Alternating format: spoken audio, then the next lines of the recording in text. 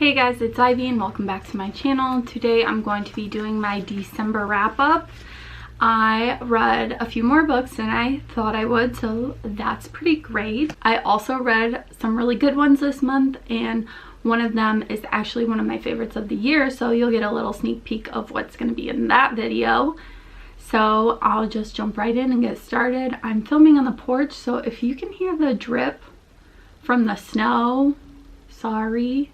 This is just what I have to work with. I have like either no lighting or weird areas to film, so it is what it is. The first book I'm going to talk about that I finished in December was Choose Joy, 3-minute devotions for women. This is something that you just kind of read every single day, and it has a passage in it from the Bible. It's like a little paragraph to go with that passage to help you find peace, or you know, just to get through certain things. Like they talk about all different kind of things like grief, spirit giving you life, like this one says reflecting God in our work, stuff like that.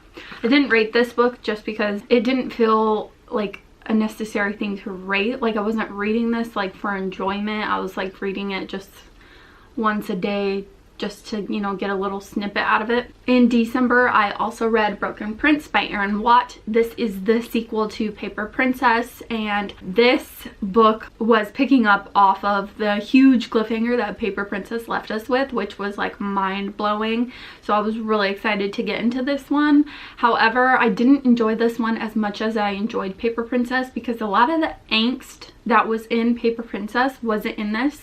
Like it was still angsty, but just not as much, because obviously like our haters to lovers trope has evolved. There's different problems arising in this book. I only did give this 4 out of 5 stars instead of like the first book I gave 5 out of 5, but I still did really enjoy this, and I do want to pick up the next book in the series. Then I read In a Holidays by Christina Lauren. This is a holiday romance novel with a Groundhog's Day twist. She keeps waking up and replaying the same Christmas week over and over again.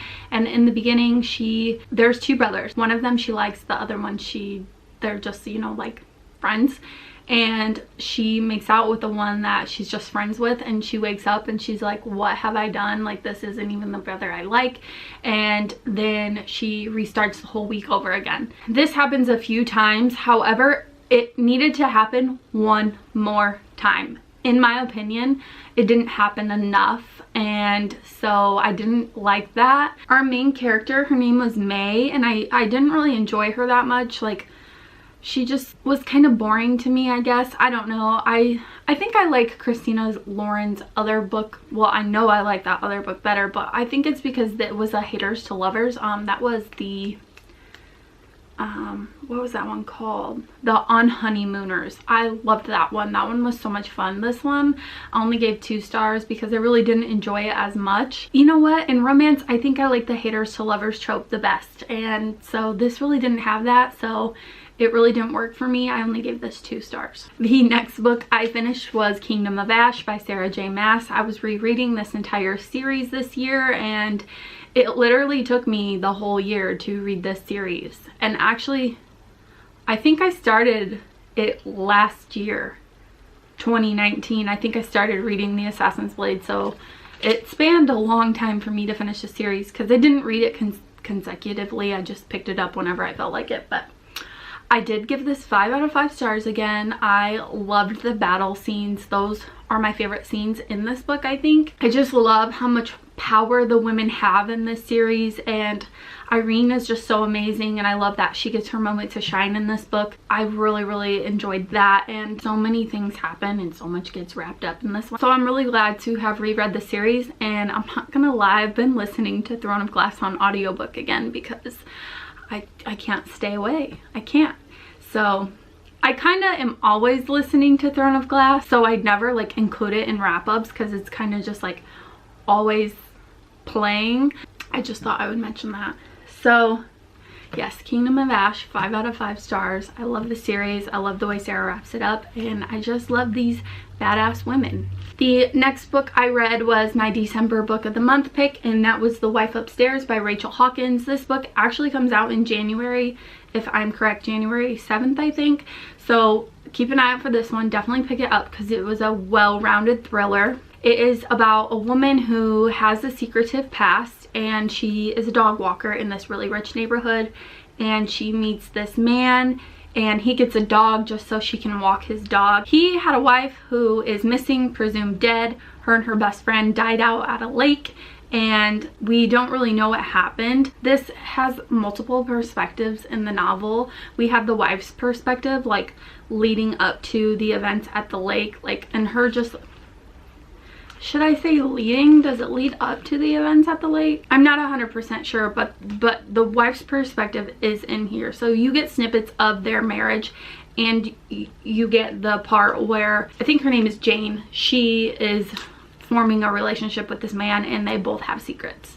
I don't really want to say too much because it is a mystery, but I did end up guessing the plot twist about halfway through the book, but that didn't make me enjoy the book any less. I still ended up giving this 4 out of 5 stars, and I still really recommend you pick this one up. The next book I read in December was A Lat's Away by Darcy Little Badger, and this book, oh my gosh, so beautiful. This book wholeheartedly reminded me why I love reading in a year where I was like, do I even like reading anymore? Like, something is wrong with me. This book reminded me what I love about reading. It is so good.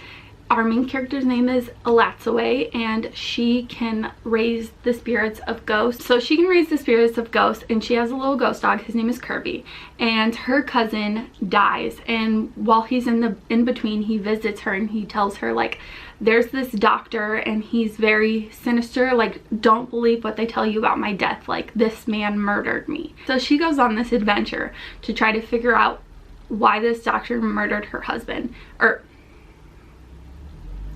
So she goes on this adventure to try to figure out why this doctor murdered her cousin, and this is just so good. She's Lip and Apache, so there is representation there, and they talk about her tribe, and there's vampires, fairies. This book contains anything you could want in a book. It's got it. It's so good. There is a sexual rep in here, as Ellie is asexual, and I think she's aromantic too, which I would like for Darcy to confirm that or not. And she definitely has become an auto-buy author for me. I loved this book, and also the illustrations in here are really pretty too. And the naked cover is so beautiful. I wish it was bound better though, because it's not glued. It's not glued very well, but that doesn't really matter. Just telling you guys that in case you were wondering. Pick this book up. You have to. It's so good. It contains anything you need in a novel. It's got it. It's so good. I think that's all I'm going to say, because I am going to talk about this again in my top 10 books of 2020. It's just so good. It's so good. Oh, it's amazing. You have to read it. The final book I'm going to talk about today is From Blood and Ash by Jennifer L. Armentrout. This is a new adult romance fantasy novel, and let me tell you something. This book was dull. It was boring. Everybody was like, oh, it's so steamy. It was not. Poppy was bland and was such a dull character. I got over 200, I think I got like 230 pages in, so I was like this far into the book, and it was just awful. I hated it. I hated every second of reading this, so I DNF'd it. I don't know what people are reading and they love so much about it, and they say, oh, if you're a fan of Sarah J Maas, like, no. There was one steamy scene in those 230 pages, and the world is just so weird and uncomfortable. I did not like it. It's like, it just doesn't make any sense. I was like, I hate this book. I can't continue. So I DNF'd it, because I'm not gonna read a book this big that I absolutely hate. Do not recommend. There was no steam, there was no smut. The characters were boring, the world was boring. I didn't like it. I didn't like it. I don't know what people are reading. I'm sorry if you love this book, but it was just awful. It was so awful. I couldn't continue. I couldn't carry on that way. So I had to leave that in the past, and I'm unhauling it. After you see it here, that's it. Okay guys, that is my December wrap up. I feel a little jumbled, so I hope I thoroughly conveyed all of my thoughts.